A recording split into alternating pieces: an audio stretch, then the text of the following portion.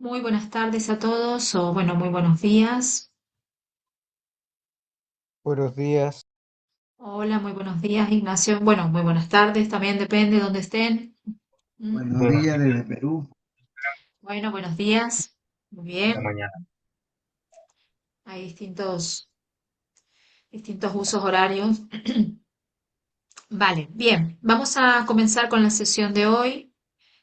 Vamos a continuar con la unidad uno. Recuerden en la anterior sesión que habíamos iniciado con la unidad temática número uno, hicimos en alguna medida un repaso muy global vinculado a la evolución del derecho penal o algunas características de la evolución del derecho penal que nos sitúan en el derecho penal económico. Y hoy vamos a analizar desde un punto de vista un poco más concreto los tres modelos de derecho penal que fueron en alguna medida sucediéndose para detectar cuáles son las características de cada uno de estos modelos y obviamente poder incluir dentro de alguno de ellos al derecho penal económico. Necesitamos contextualizarlo en un marco mucho más general, no enfocarnos solo en el derecho penal económico, sino que necesitamos ver cuál es el marco del derecho penal económico dentro de lo que es el derecho penal en sí, ¿no? Y a su vez el derecho penal dentro de un ordenamiento jurídico. Vamos a hacer esas consideraciones para poder avanzar luego al concepto de derecho penal económico en su sentido amplio y en su sentido estricto, que es el contenido de la unidad temática número uno.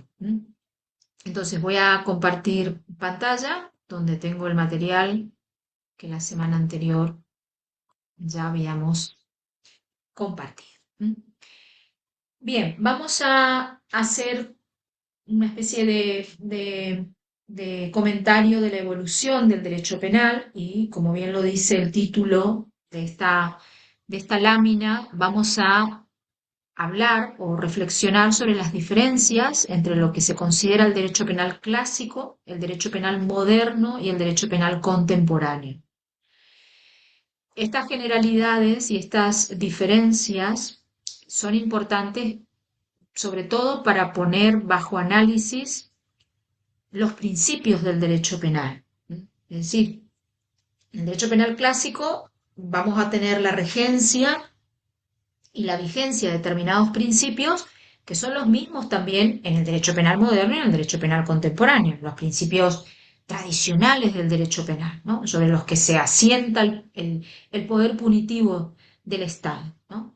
Pero lo que sí vamos a advertir que los principios del derecho penal dentro del derecho penal clásico tienen un alcance y una aplicación que difiere del alcance y aplicación que tienen en el ámbito del derecho penal moderno y a su vez dentro del derecho penal contemporáneo.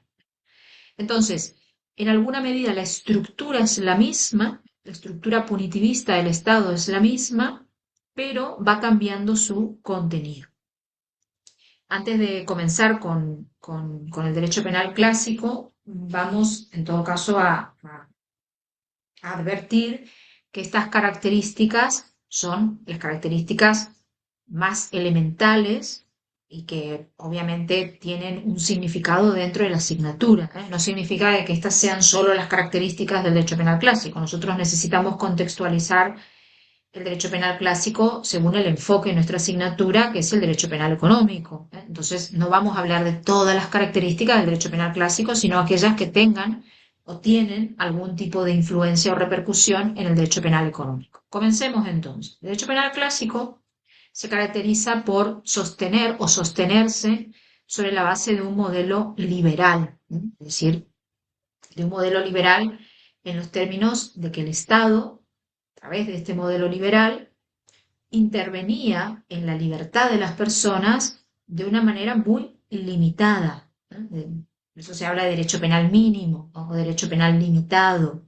¿Por qué? Porque el principio del liberalismo, que rige en esta época el derecho penal clásico, establece la mayor amplitud, o la mayor expansión de la libertad del individuo. Entonces el Estado interviene punitivamente, en los términos de prohibir comportamientos y castigar comportamientos, solo de una manera limitada, en aquellos casos realmente graves, para proteger los bienes jurídicos de máxima jerarquía del ordenamiento jurídico, pero deja luego un campo de absoluta libertad al ciudadano. Entonces, esta es una característica esencial y que luego va en alguna medida a explicar la lógica que asume el derecho penal moderno y el derecho penal contemporáneo, porque ese modelo liberal va a dejar de ser liberal y se va a convertir en otra cosa. Entonces, en esta primera etapa, a raíz de este modelo liberal, el derecho penal del Estado es un derecho penal mínimo, un derecho penal restrictivo, que solo protege o solo tutela bienes jurídicos individuales, es decir, aquellos que están vinculados a la realización individual del ciudadano. Entonces, le protege en sus bienes más personales: la vida, la propiedad, el honor, la libertad, la integridad física, la integridad sexual, entre otros bienes jurídicos individuales. Una característica que también tiene repercusión en materia de derecho penal económico, que caracteriza al derecho penal clásico, es que los delitos se conforman sobre la base de tipologías de resultado. Es decir, todos los derechos contra la vida, perdón, todos los delitos contra la vida, todos los delitos contra la propiedad, contra la integridad física, entre otros, están previstos sobre la base de la estructura de los delitos de resultado. Esto desde el punto de vista de lo que es la dogmática del derecho penal. Me imagino que, bueno, todos tenemos una base, todos ustedes tienen una base de lo que son los delitos de resultado, es decir, aquellos delitos que están pensados por el legislador para castigar no solo el comportamiento peligroso para el bien jurídico que se protege, por ejemplo, la vida humana, sino que están pensados también desde la lógica de que se castiga el resultado, es decir, cuando se afecta materialmente o se lesiona materialmente a ese bien jurídico. Si no solo se castiga el comportamiento peligroso o la amenaza al bien jurídico, en este caso vida, sino que también se castiga el resultado en los términos de su afectación material. Entonces, la mayor parte de los bienes jurídicos individuales que se protegen en esta etapa del derecho penal clásico están estructurados en cuanto a su conformación típica sobre la base de un resultado, en los delitos de resultado. No todos, hay también delitos de peligro o delitos de mera actividad en esta época del derecho penal clásico, pero la mayor parte de los delitos tenían esta lógica, la lógica del resultado. Al mismo tiempo también la lógica del dolo, es decir, delitos de resultado y delitos dolosos, delitos intencionales. La imprudencia, que sería la otra modalidad subjetiva que va a acompañar al dolo en alguna tipología penal, apareció de una manera muy excepcional en la época del derecho penal clásico. Luego vamos a ver cuándo aparece la imprudencia, en alguna medida cuál es la lógica que se esconde detrás del castigo al comportamiento imprudente.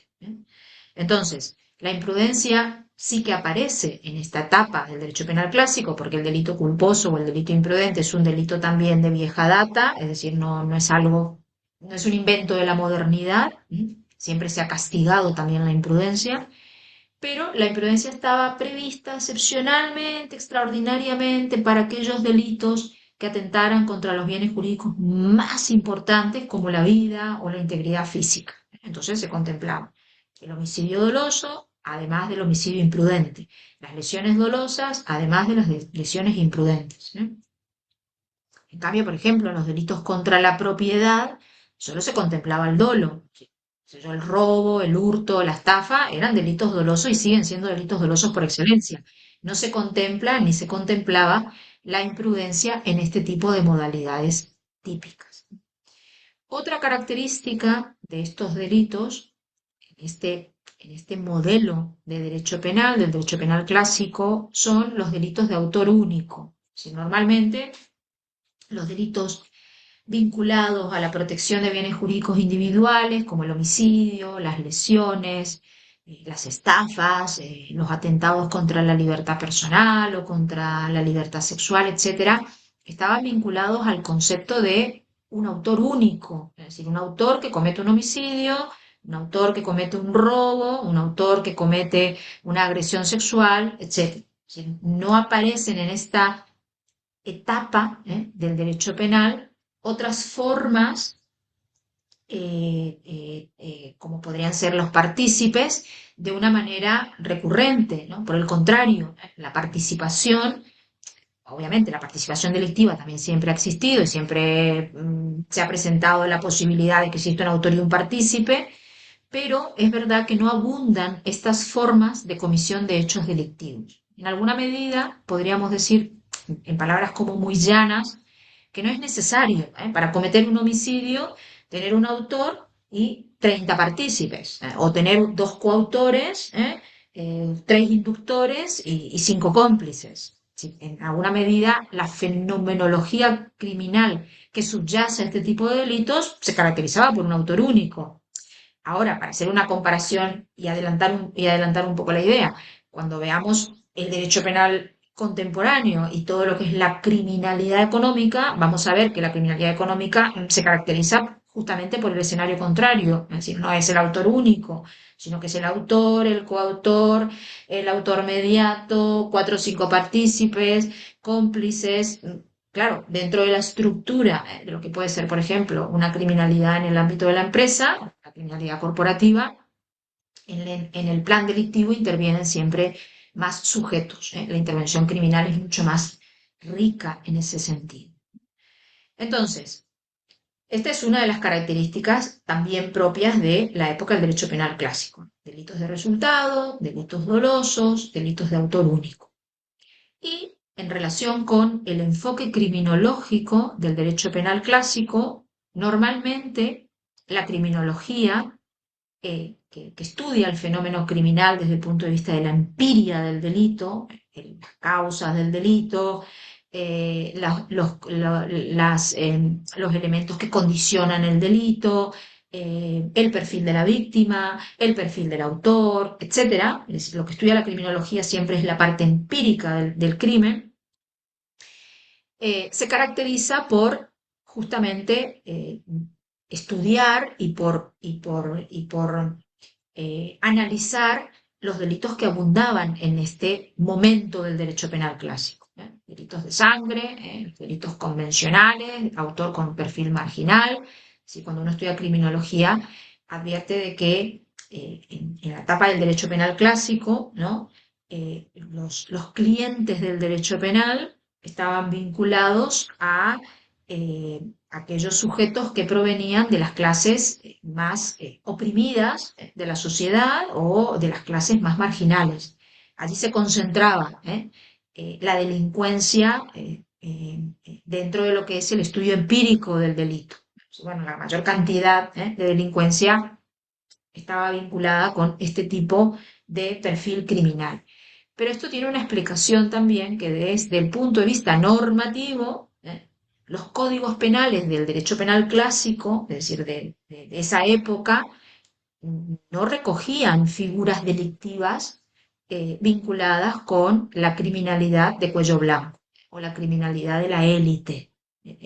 Si no estaba criminalizada ningún tipo de práctica o ningún tipo de comportamiento vinculado a determinados cargos o a determinados perfiles de la sociedad, está claro de que allí no se concentraba el hecho penal, ¿no? El hecho penal estaba vinculado con aquello que era delito. Entonces, esta es una característica que vamos a ver luego que contrasta de una manera muy evidente con las características propias del derecho penal moderno y también del derecho penal contemporáneo. Creo que tengo alguna intervención en el chat, así es que antes de... Ah, vale. Buenos días, buenos días, buenos días. No hay problema, buenos días y buenas tardes. Bien, continuemos. Ahora pasemos, demos un salto olímpico a... Ay, ¿qué le pasa a este? Demos un salto olímpico al derecho penal moderno. Sí, bueno, las sociedades, como habíamos visto en alguna medida, también de una manera muy general, cuando analizamos un poco la evolución del mundo a pasos agigantados, porque obviamente no podemos ver la evolución del mundo en una clase, pero a pasos agigantados vimos cómo fue cambiando, ¿no?, el sistema económico, la globalización, en alguna medida cuáles son esos hitos históricos que nos van a ayudar en nuestra reflexión de qué es lo que hoy tenemos como derecho penal económico. Saltamos del derecho penal clásico, al derecho penal moderno. El derecho penal moderno, que es otra etapa, de la evolución de los estados, las constituciones, muchas de ellas abren su catálogo de derechos protegidos y de libertades fundamentales protegidas hacia otros intereses o hacia otros valores que otrora no se contemplaban en las constituciones.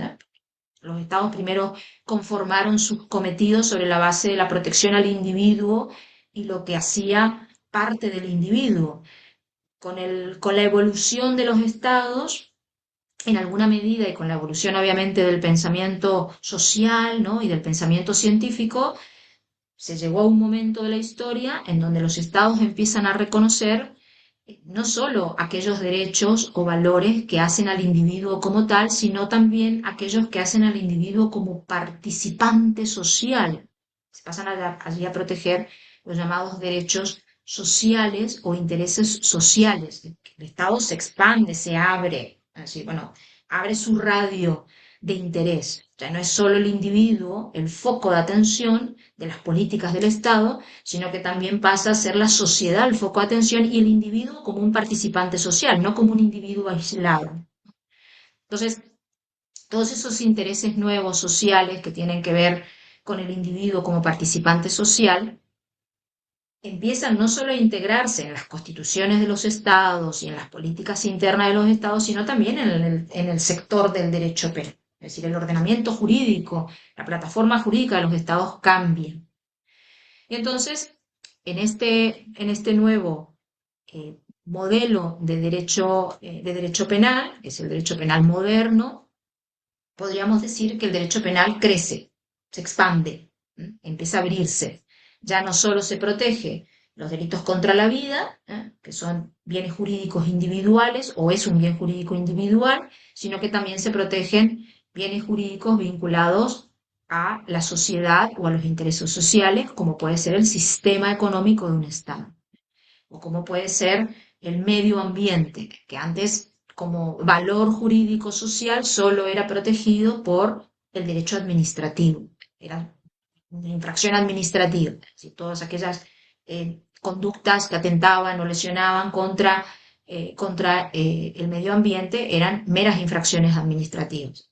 En algún punto de la historia de la evolución del derecho penal, también estos valores sociales, como puede ser el medio ambiente y también el sistema económico, pasan a formar parte también de la ratio o del interés que el derecho penal tenía en la protección de estos valores.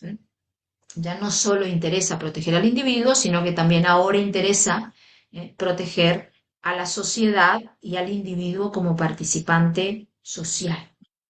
Entonces, ¿qué caracteriza al derecho penal moderno? Así como el derecho penal clásico se caracterizaba por tener una plataforma liberal, una política liberal, o lo que se llama la filosofía política liberal, en la etapa del derecho penal moderno esa plataforma pasa a ser socioliberal.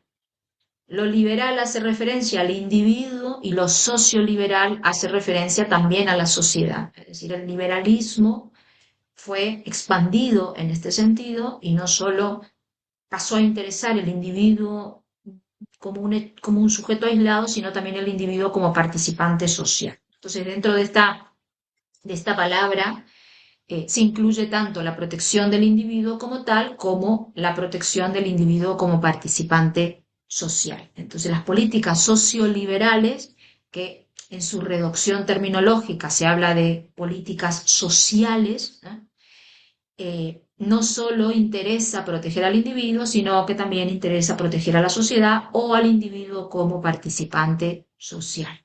Entonces, esto es lo que lleva a que el derecho penal se expanda, se amplíe, se abra y pase a abarcar también la protección hacia nuevos bienes jurídicos. Esos bienes jurídicos nuevos, en los términos de su protección, son los que se consideran bienes jurídicos sociales o también llamados bienes jurídicos colectivos. También reciben el nombre de bienes jurídicos supraindividuales, porque se ubican por encima de los individuos. Aquí tenemos dos ejemplos claros: el medio ambiente y el orden económico, o el sistema económico, o el sistema económico financiero de un Estado, son todos términos sinónimos, forman parte de este nuevo cometido del derecho penal. Aquí en rojo ustedes podrán leer: surge el derecho penal económico, en términos de que es en esta etapa, en la etapa del derecho penal moderno, que surge el derecho penal económico, porque el derecho penal pasa a criminalizar comportamientos que en el derecho penal clásico no eran delitos, delitos contra el sistema socioeconómico del Estado, que antes no eran tipos delictivos, no eran crímenes, posiblemente eran faltas administrativas, pasan a conformar ya parte del derecho penal. ¿Cuál es la característica de los delitos de este tipo de derecho penal, sin que esto signifique de que a partir de ahora todos los delitos son de esta característica? No. Tenemos los delitos clásicos, que acabamos de mencionar, parte del derecho penal clásico, que siguen manteniendo esa estructura, ¿no?, de delitos de resultados, de autor único, dolosos, pero además tenemos que sumarle a nuevas formas o a nuevas tipologías penales que, porque protegen bienes jurídicos supraindividuales o colectivos, tienen otra conformación típica. Entonces aquí empiezan a presentarse, en términos de presentarse con mayor protagonismo y recurrencia dentro de las leyes penales, los llamados delitos de peligro, los delitos imprudentes, los delitos de omisión, los delitos que en alguna medida contemplan posiciones de garante, y aparece también el concepto de la responsabilidad penal de la persona jurídica. Es propio de la modernidad que todos los delitos vinculados, por ejemplo, al orden económico, que es lo que a nuestra materia le importa, tengan este tipo de estructura. No porque todos los delitos económicos sean delitos imprudentes, delitos de peligro, delitos de omisión, no, sino que junto al clásico delito doloso, que es la regla general de todos los delitos, vamos a tener figuras imprudentes. Por ejemplo, el blanqueo de capitales. El blanqueo de capitales es, por regla general, un delito doloso, como cualquier delito del Código Penal, pero también algunos legisladores, en algunos estados, han previsto la figura imprudente. El caso de España, por ejemplo, el ordenamiento español contempla no solo el blanqueo de capitales doloso, sino también el blanqueo de capitales imprudente.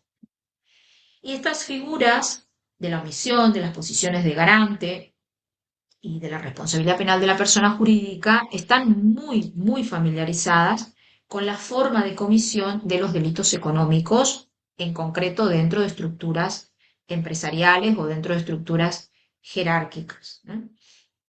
A medida que vayamos avanzando en el análisis de los elementos de la teoría del delito, vamos a poder también ir profundizando y aterrizando estas ideas que ahora las mencionamos, ¿no?, como características. Ya vamos en su momento a abrir el melón, de ejemplo, la imprudencia. Ya vamos a abrir el melón, por ejemplo, de las posiciones de garante y en su momento también de la responsabilidad penal de la persona.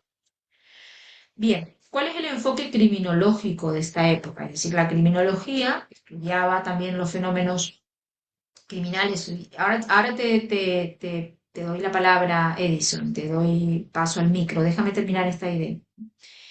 El enfoque criminológico ahora echa luz sobre un aspecto que antes podríamos decir que era inexistente o que estaba en la sombra, que es la criminalidad económica. La criminalidad económica, antes de encontrarse prevista como un delito en la norma positiva, ya era una práctica en el plano fáctico, en el plano empírico.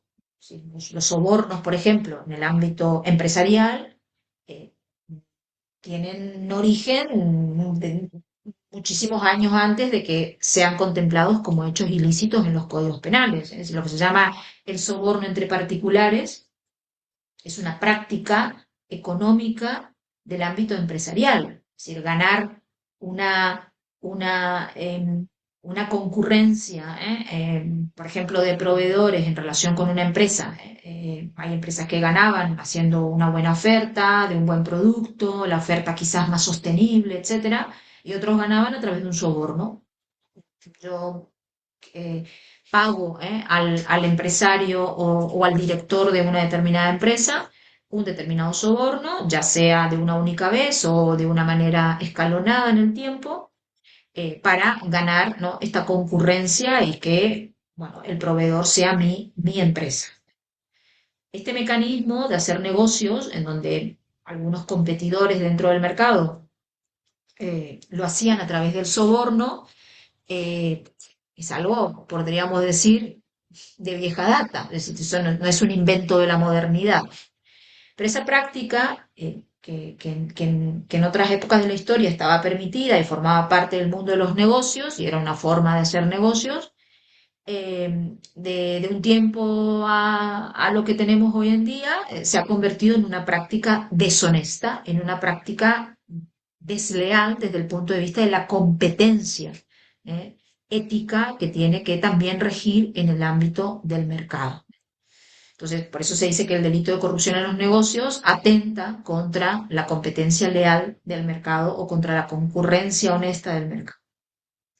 Bien, entonces el enfoque criminológico de este momento del derecho penal moderno pone su foco en la delincuencia económica, en la delincuencia profesional del autor con perfil de cuello blanco. Surgen aquí las teorías criminológicas que más adelante también vamos a analizar, la teoría criminológica de Edith Sutherland, ¿no?, que es el sociólogo que le ha puesto esta etiqueta, ¿no?, a la criminalidad económica de élite, que se llama criminalidad de la white collar o del cuello blanco, y que caracteriza en alguna medida un tipo de delincuente que es totalmente opuesto al tipo de delincuente que tradicionalmente la criminología había perfilado como el delincuente marginal, el delincuente que ha sido en alguna medida desplazado del sistema social, ¿no?, el oprimido económicamente,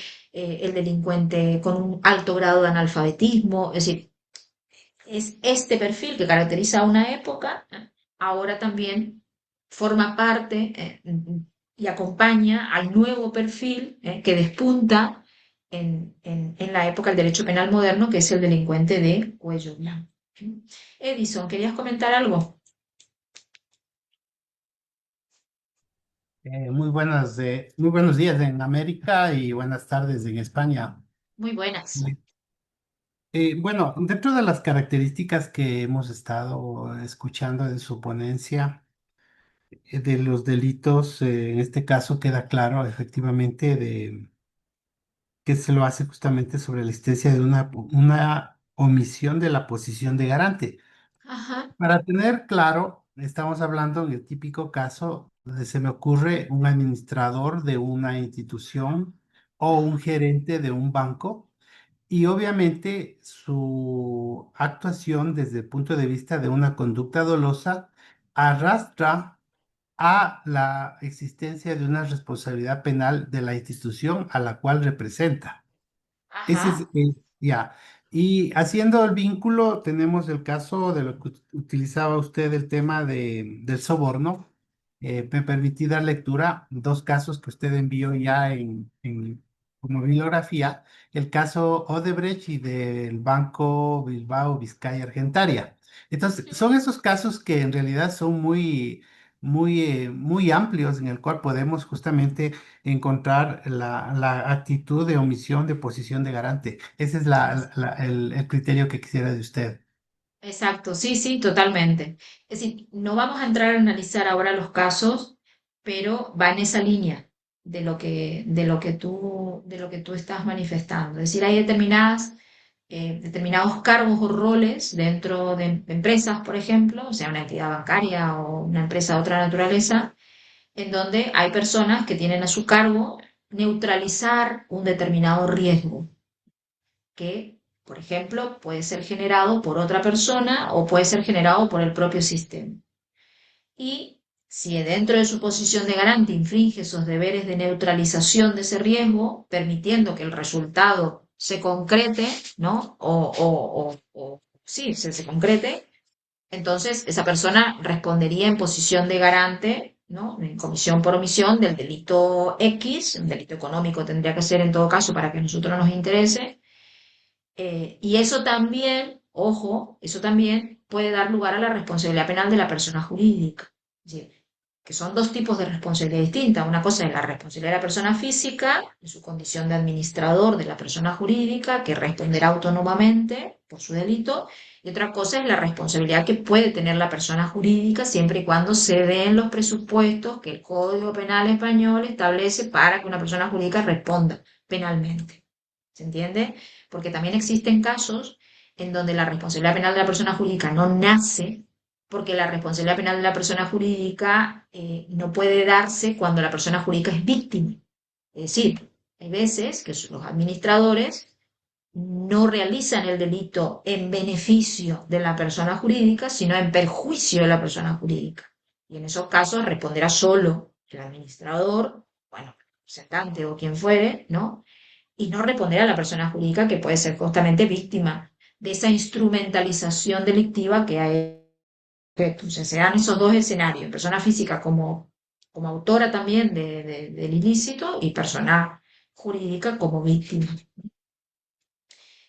Vamos a ver esos ejemplos, bueno, en realidad vamos a ver otros como para darle más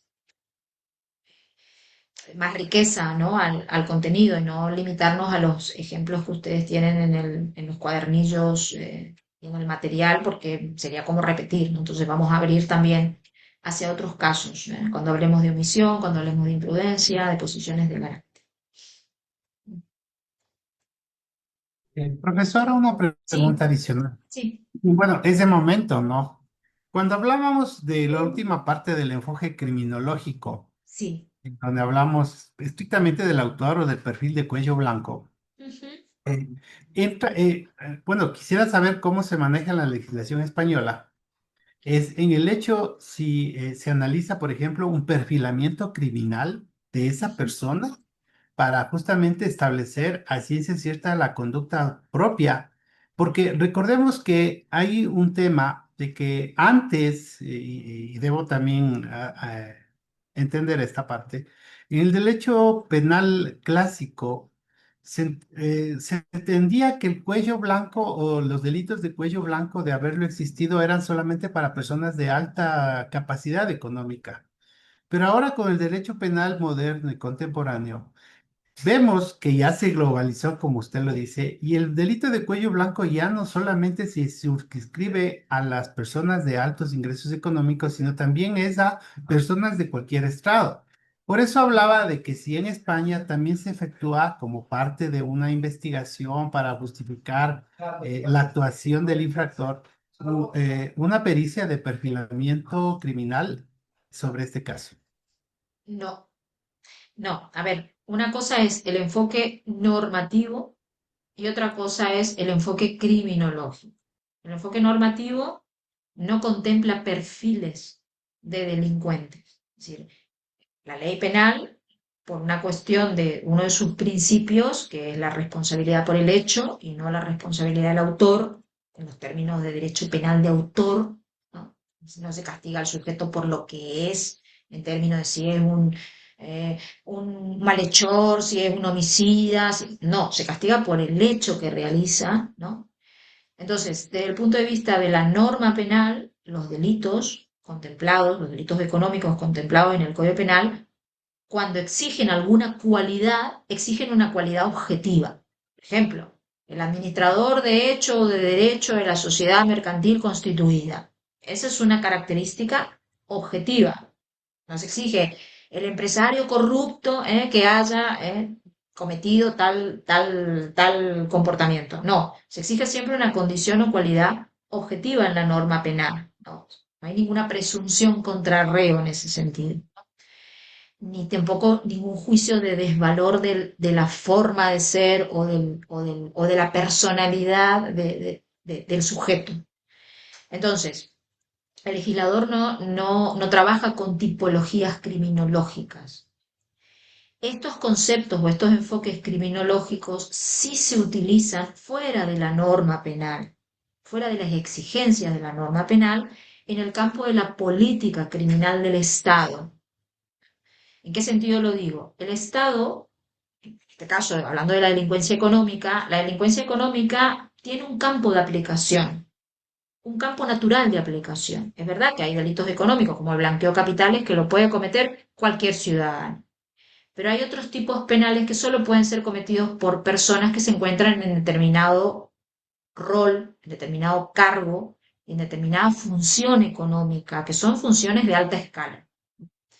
Entonces, naturalmente los delitos económicos van a estar vinculados en su mayoría con un determinado tipo de perfil. El perfil del profesional, el perfil del sujeto que tiene en alguna medida un poder económico dentro de una empresa o dentro de un sector económico, porque es el que va a estar en las condiciones para cometer el delito económico que corresponda. Es decir, alguien no puede cometer un delito contra el mercado si no trabaja dentro del mercado y dentro de lo que es la lógica del mercado, ¿no?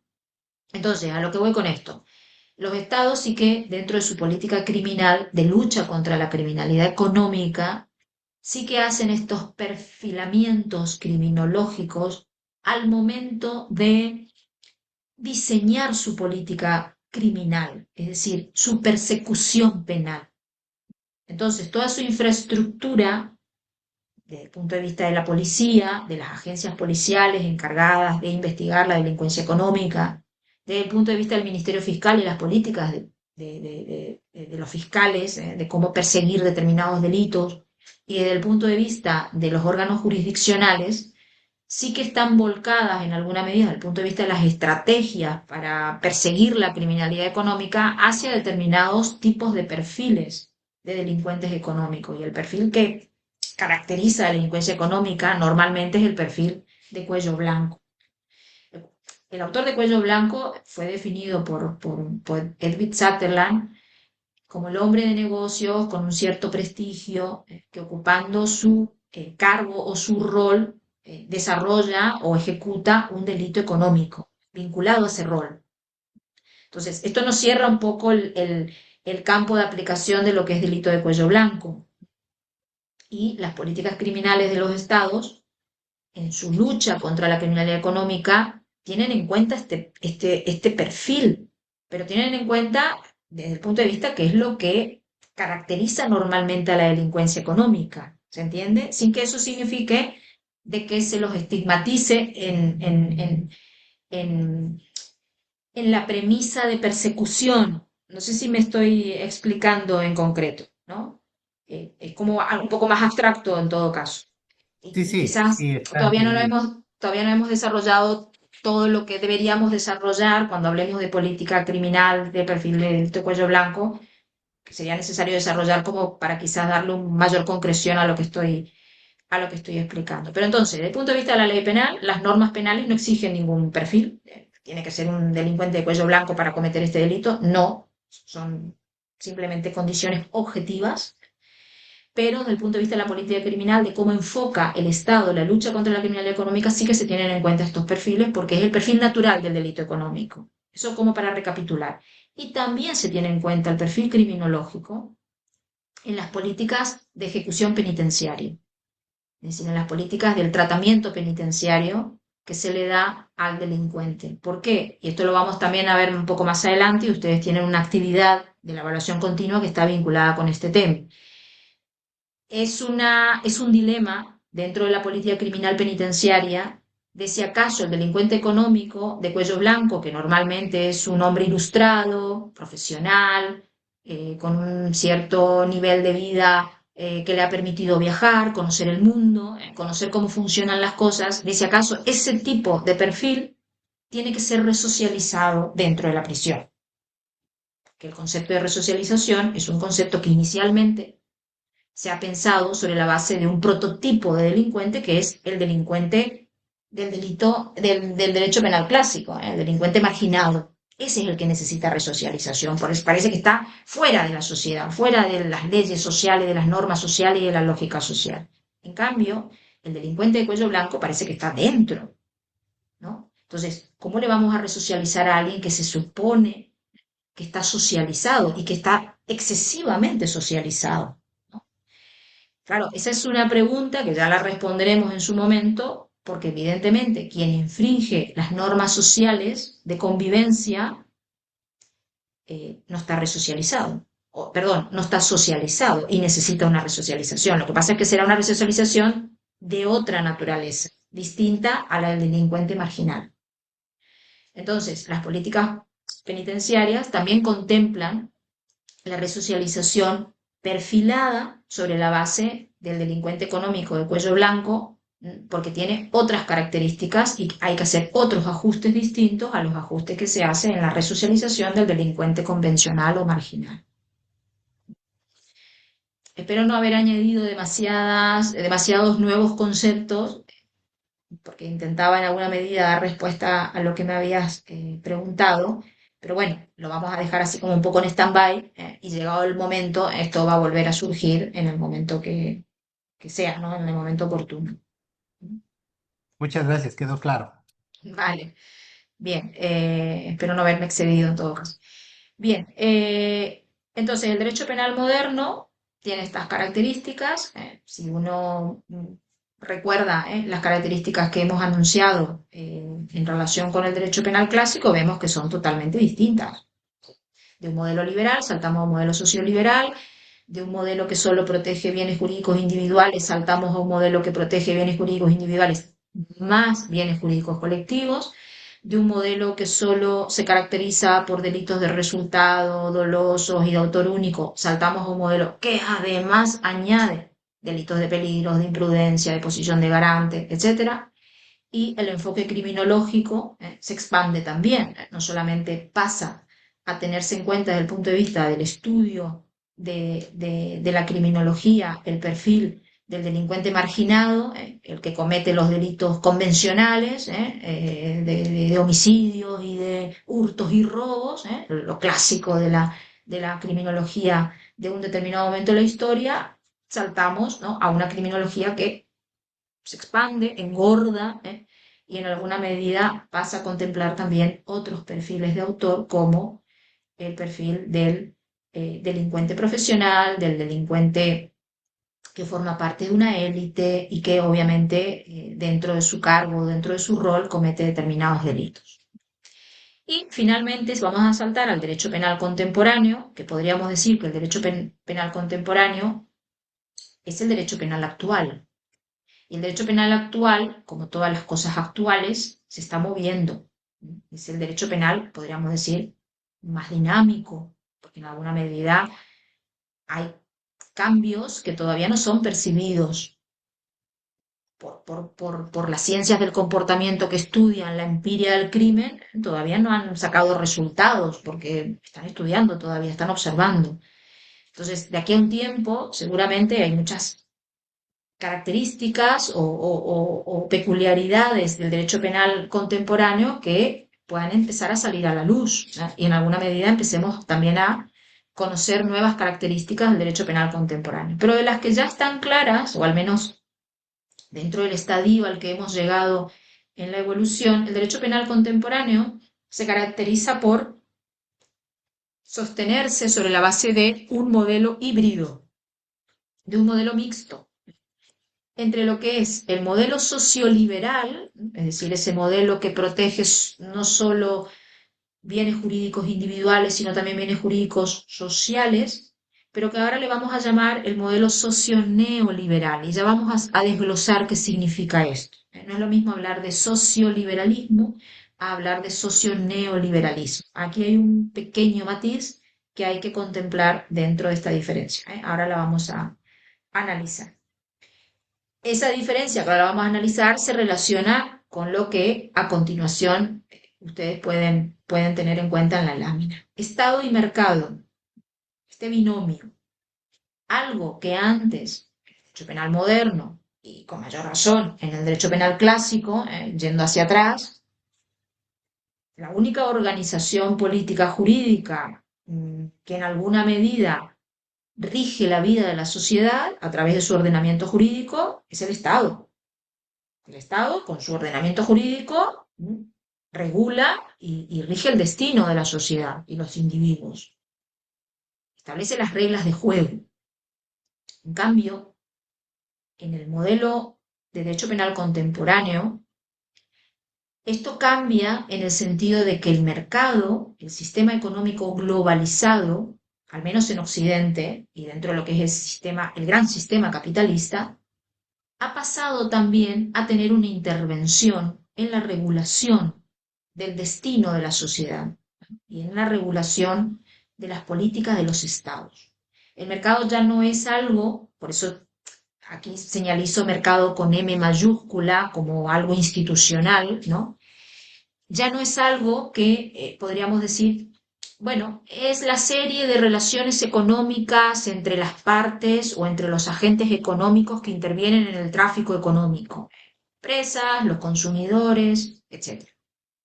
No es solamente eso el mercado.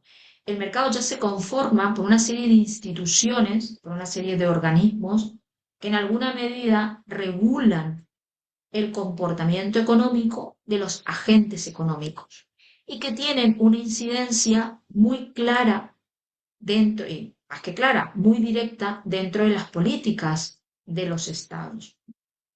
Entonces, hay organizaciones y hay entidades u organismos internacionales que forman parte del mercado en los términos de que protegen el interés privado de los productores, de los distribuidores, de los dueños de los medios de producción, de las grandes riquezas, que tienen una influencia en las políticas públicas vinculadas al sistema económico. Y esas instancias o esos organismos que en alguna medida representan al mercado trabajan en conjunto con los estados en la creación de las políticas públicas. Entonces, el sistema que antes, podríamos decir, se caracterizaba por un estado que protegía a los bienes jurídicos individuales y a partir de un momento, además de proteger a los bienes jurídicos individuales, protege a los bienes jurídicos sociales, a partir de que el mercado toma un cierto protagonismo en esa regulación, entonces el sistema cambia, deja de ser un sistema socioliberal para pasar a ser un sistema socio-neoliberal, porque lo de neo tiene que ver con el nuevo concepto del liberalismo. El liberalismo ya no es solo cosa de el Estado por un lado y el sistema económico por el otro lado, sino que el neoliberalismo hace que ambos polos, vamos a llamarlo así, porque siempre estuvieron en un sentido contrapuesto, ahora pasen a trabajar o en el sentido de a crear normas o políticas de forma conjunta. ¿Dónde vemos este trabajo en equipo entre lo que es el Estado y el mercado? ¿Cuál es el principal ejemplo? Los programas de cumplimiento de las empresas. Los programas de cumplimiento de las empresas es una forma en que el Estado delega una libertad de autorregulación en el mercado. Y le dice, antes que yo intervenga para castigarte por los ilícitos que tú cometas, yo te voy a dar la posibilidad de que te autorregules internamente a través de un sistema que se llama programa de cumplimiento y te neutralices en las potenciales prácticas o delitos que puedas cometer en tu seno. Solo cuando eso trasciende ya las fronteras o los muros de las empresas o de las corporaciones o de las personas jurídicas, entonces interviene el Estado como en segundo lugar. Si el Estado me refiero al derecho penal, ¿no? Entonces, los programas de cumplimiento es una de las formas en que el Estado delega esa posibilidad o esa capacidad de autorregulación de las personas jurídicas para dar cumplimiento, obviamente, a la normativa y evitar a través de esos programas de cumplimiento la comisión de hechos ilícitos en su seno. Los programas de cumplimiento están previstos para eso. No solo para tener alguna garantía de exoneración en un proceso eventual penal. Es decir, bueno, yo voy a tener si tuve un programa de cumplimiento, tengo una defensa en juicio a posteriori. No es solo para eso, eso ya es algo muy lejano. En realidad, los programas de cumplimiento tienen como primera misión prevenir la delincuencia económica dentro de la empresa o dentro de la corporación. Entonces, Este derecho penal contemporáneo, en donde rige ya un modelo mixto, socio-neoliberal, en donde Estado y mercado intervienen en la regulación del comportamiento económico, ya hablamos de otro tipo de derecho penal. Ya no es un derecho penal expandido en un primer término como lo fue en el derecho penal moderno, sino que ya hay una sobreexpansión. Se expande aún mucho más, ¿no? Porque ya no solo castiga al sujeto individual, sino que ahora ya empieza a castigar a las personas jurídicas, que es algo que caracteriza también, la responsabilidad penal de la persona jurídica caracteriza también al derecho penal moderno. En el derecho penal contemporáneo esto se perfecciona y se sofistica, en alguna medida se vuelve más sofisticado. ¿Por qué? Porque aquí surgen los programas de cumplimiento como una medida de autorregulación del comportamiento corporativo. Ya no hablamos solo de bienes jurídicos individuales, también hablamos de bienes jurídicos universales. Los bienes jurídicos universales son los bienes, perdón, ya no solo hablamos de los bienes jurídicos colectivos, también hablamos de bienes jurídicos universales. Los bienes jurídicos universales son bienes jurídicos colectivos que tienen una trascendencia global. Hay determinados bienes jurídicos colectivos que quedan dentro de, podríamos decir, la soberanía o las fronteras de los estados. Pero hay otros bienes jurídicos que tienen una trascendencia más allá de la jurisdicción de los estados.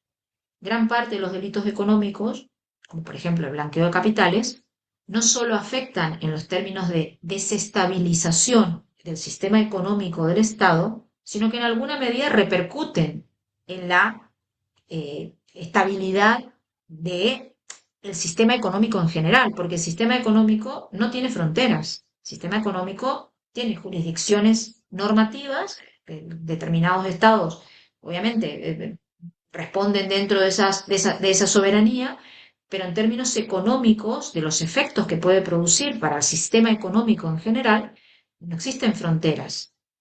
Entonces, los bienes jurídicos universales son los bienes jurídicos colectivos que tienen una trascendencia global. El sistema económico, que es lo que a nosotros nos compete dentro de nuestra asignatura, pero también el medio ambiente. Es decir, una crisis ambiental o una gran catástrofe ambiental que pueda producir, por ejemplo, una empresa en un determinado territorio, perfectamente trasciende o puede trascender más allá de las fronteras de ese estado. Lo ha pasado con la salud pública en los términos de la pandemia, no importa cuál sea el enfoque que hoy por hoy cada uno tenga de lo que fue la pandemia, no vamos a discutir eso, pero sí vamos a tener como una realidad que la salud pública mundial de repente no tenía fronteras, de repente era un solo concepto, un solo valor. Eso es un bien jurídico universal, con independencia que cada estado luego resuelva las cosas dentro de su territorio. Entonces, el derecho penal contemporáneo se caracteriza por ello, se caracteriza por que algunos de sus bienes jurídicos de naturaleza colectiva también tienen esta faceta de bien jurídico universal. Otra de las características, el derecho penal contemporáneo está atravesado por la tecnología y el uso de la IA, de la inteligencia artificial. Y ya no solo desde el punto de vista de la posibilidad de cometer delitos, es decir, utilizar la tecnología y utilizar la IA a favor de la criminalidad, en los términos de utilizarlas como instrumentos criminales, sino que también las políticas criminales de los estados han empezado a incorporar la tecnología y la IA para resolver el crimen, es decir, para perseguir a sus responsables, para obtener pruebas, para rastrear bienes, para rastrear capitales, para detectar huellas, etcétera. Es decir, la tecnología y la IA en alguna medida también, de una manera transversal, caracteriza el derecho penal contemporáneo. Y el enfoque criminológico que caracteriza este momento histórico es la delincuencia organizada. La corrupción, el blanqueo de capitales y los delitos económicos corporativos ya no se quedan dentro de la estructura de una empresa localizada en un determinado territorio, sino que muchas estructuras vinculadas a la criminalidad económica están en red en diferentes naciones, en diferentes estados, en diferentes latitudes del mapa mundi, y en alguna medida esto es algo que caracteriza a la contemporaneidad. Y en épocas anteriores, si bien es verdad que también la globalización permitía, ¿no?, este tipo de criminalidad, con el paso del tiempo esto se fue incrementando. Y es una característica que gran parte de la delincuencia económica que realmente lesiona al sistema económico se caracteriza por una delincuencia organizada. Y se habla de autoría multifacética, porque aquí aparecen todas las figuras de autor y todas las figuras de partícipe que pueden existir como parte de, por ejemplo, una trama de corrupción o como parte de una red criminal, etcétera. Bien, ¿alguien levantó la mano o hizo alguna consideración en el chat? Perdón. Las convenciones internacionales hacen nacer indirectamente al derecho penal contemporáneo. Muy buena pregunta, Ronald. Las convenciones internacionales, que por ejemplo regulan el delito de corrupción, que regulan el blanqueo de capitales, narcotráfico, porque si bien es verdad que el narcotráfico es un delito contra la salud pública, no es menos verdad que es también desde el punto de vista de un sentido amplio un delito económico. Sí, las convenciones internacionales sobre estos delitos que son delitos transnacionales, delitos económicos transnacionales, entre otros que hay, también está la pornografía infantil, está la trata de personas, etc. Pero en relación con ello sí que forma parte, es una característica que forma parte del derecho penal contemporáneo. Pero podríamos decir que ya en el derecho penal moderno empiezan a aparecer las convenciones.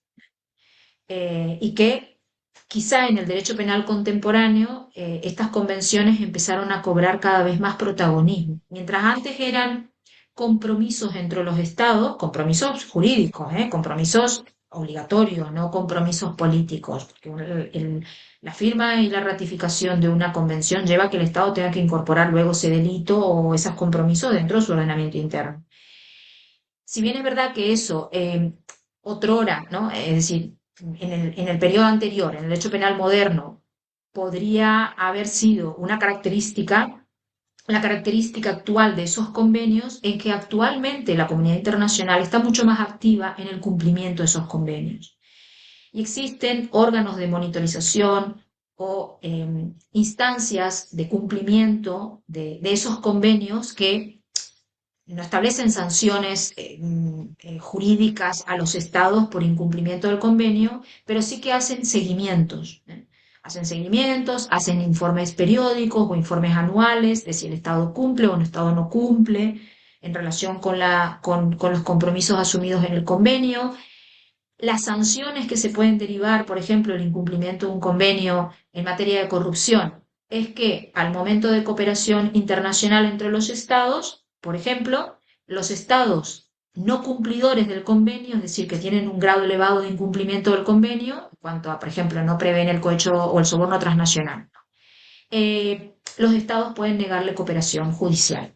Llegado el momento, si el Estado incumplidor solicita cooperación judicial a otro Estado que sí es cumplidor, el Estado cumplidor puede negarle la cooperación judicial al Estado incumplidor. Son formas de sanción interpartes, es decir, entre Estados, pero también está lo que se llama el proceso de vergüenza, que son esos informes que algunas instancias que monitorizan el cumplimiento de los convenios aterrizan en los estados, diciendo el estado tal no cumple con el convenio tal en materia de corrupción y en alguna medida lo avergüenza ante la comunidad internacional del resto de estados. Hay diferentes mecanismos de sanción en ese sentido.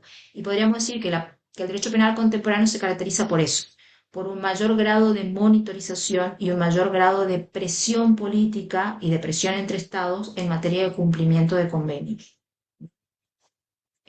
Buena nota, sí, buen comentario el tuyo. Hernán, Doctora, hola, muy buenas tardes. ¿cómo está? Buenos días acá desde Ecuador, les Bien, saludo. buenos Ok, días.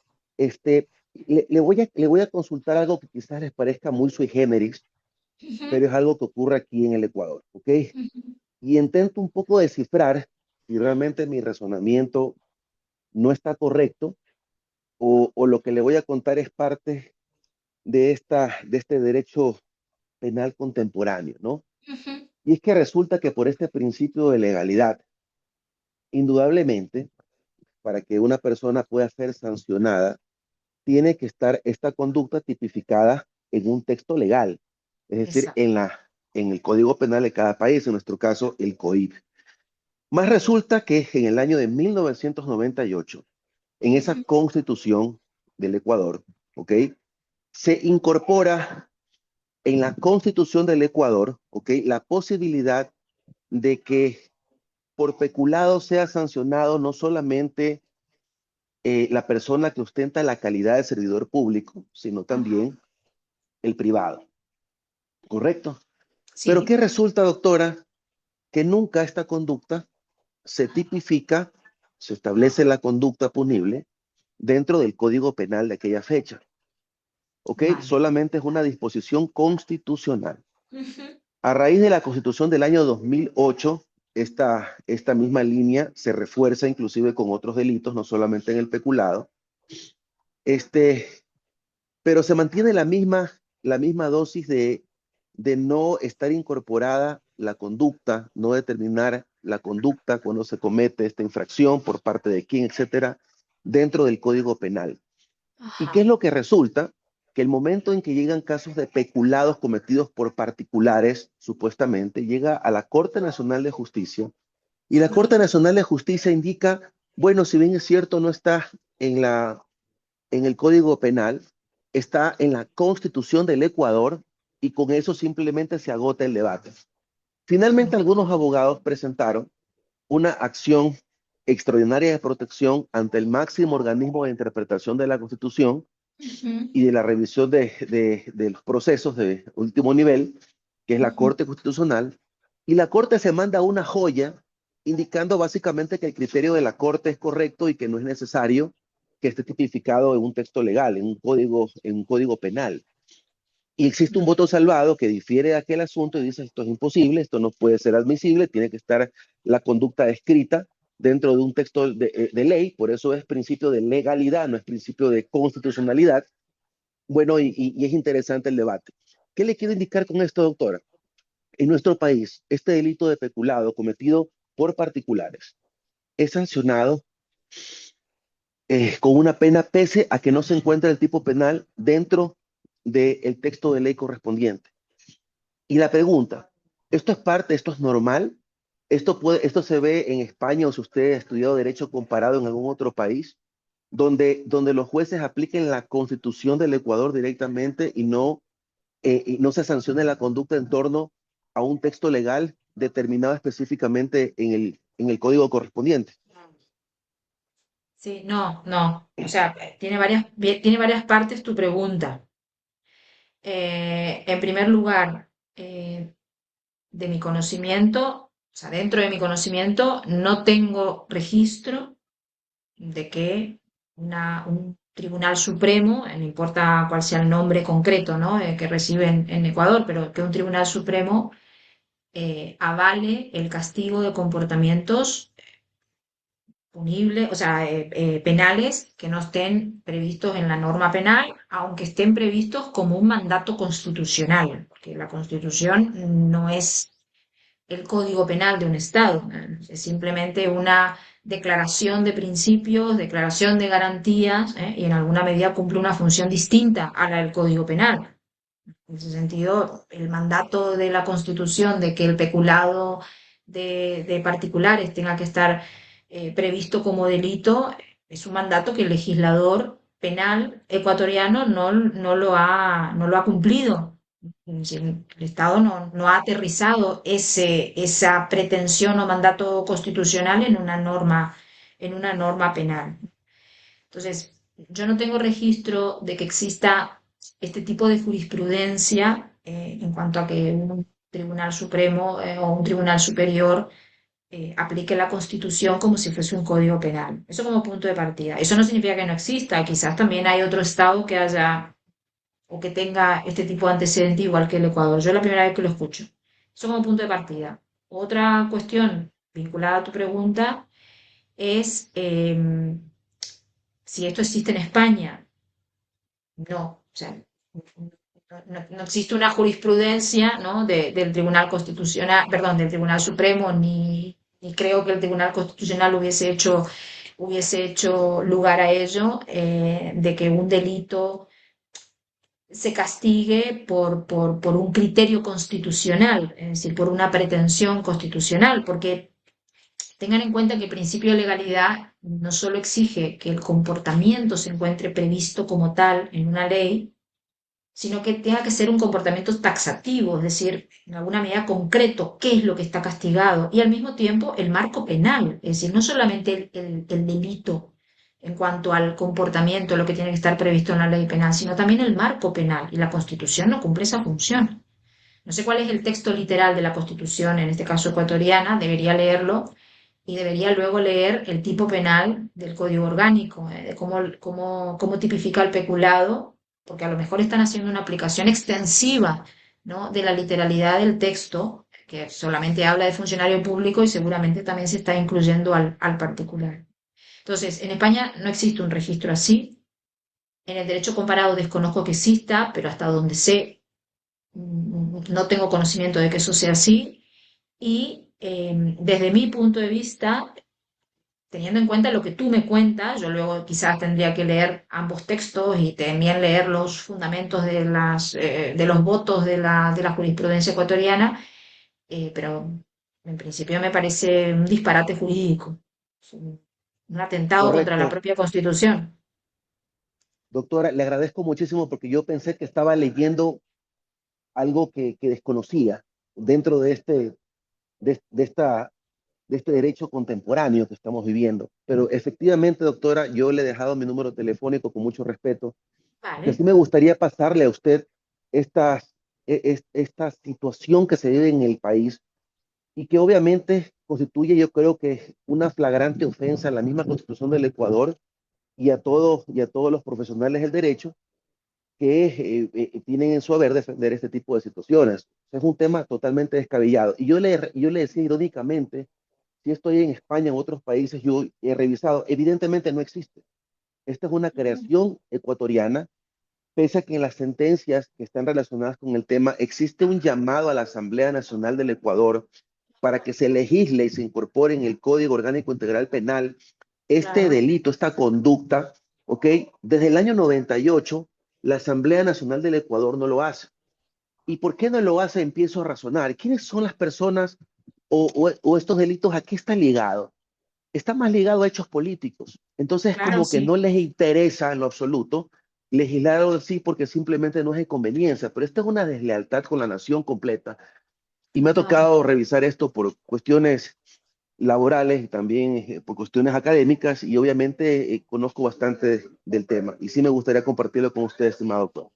vale, muchas gracias, Hernán. Muchas gracias porque enriquece mucho Gracias. también el debate y abre un poco ¿no? a lo que uno está acostumbrado. Sí, yo con todo respeto digo que me parece un disparate jurídico en los términos del concepto estricto de lo que significa disparate. No algo peyorativo, sino que es realmente un despropósito utilizar la Constitución como si fuese un código penal. Yo entiendo que lo que puede estar haciendo el Tribunal Superior en Ecuador, vuelvo a repetir, cualquiera sea el nombre que reciba, es que está haciendo una aplicación extensiva del peculado de funcionario público a particulares, porque de algún lado tiene que sacar el marco penal, lo debe sacar de ese tipo penal, de ese delito, y se fundamenta en la Constitución. Pero bueno, volveremos sobre el tema. Voy a mirar el chat, a ver si hay alguien. Bien, es una reunión de Ecuador. Sobre la consulta que plantea el compañero, creo que lo que habrían de previo plantear una acción de inconstitucionalidad por omisión para obligar al Congreso a dictar la ley, exactamente para desarrollar el mandato constitucional, para evitar la aplicación directa de la norma fundamental por la inseguridad jurídica plantea. Exactamente. Por lo demás, tanto la Convención Interamericana contra la Corrupción como la Convención de Naciones Unidas sí permiten que los Estados partes impongan sanciones mayores a las recomendadas en estos instrumentos. Sí. Por favor, tú ya nos puede ayudar con esa sentencia, es muy interesante. Encantado, lo comparto en el grupo. Vale, genial. Muy bien. Me gusta esa actitud colaborativa. Bien, entonces, la semana que viene no tenemos clase porque la semana que viene ya es semana de repaso y tenemos las festividades de Pascua, de forma tal, Semana Santa y Pascua, de forma tal de que no vamos a abordar nada la semana que viene, sí que van a tener tiempo para comenzar a repasar algo si quieren, en todo caso, o a realizar la actividad de la evaluación continua, si también les apetece hacer. Pero la semana que ya nos toca clase vamos a darle obviamente una finalización a la unidad temática 1, que nos va a quedar el concepto de derecho penal económico en su sentido amplio y estricto, y ya vamos a iniciar la unidad temática 2 que se vincula con los bienes jurídicos. Y ahí vamos a poder darle una amplitud ya al concepto de orden socioeconómico y que se entiende por bien jurídico orden socioeconómico, que es el objeto de tutela de los delitos económicos. ¿Comprendido? Correcto, muchas gracias. Muchas gracias a ustedes. El material ya lo tienen en el aula para aquellos que quieran hacer un repaso de la unidad 1. Y por favor, cualquier pregunta o cualquier consulta o inquietud, diríjanse al foro, teniendo en cuenta de que vamos a estar una semana un poco desconectados. Muy bien, les deseo buen fin de semana y bonita Semana Santa para todos. Buen fin Muchas de gracias, semana para profesora. todos. Gracias, Saludos. profesora, de igual A manera. todos, Gracias, que muy estén muy amable. bien, que estén muy bien.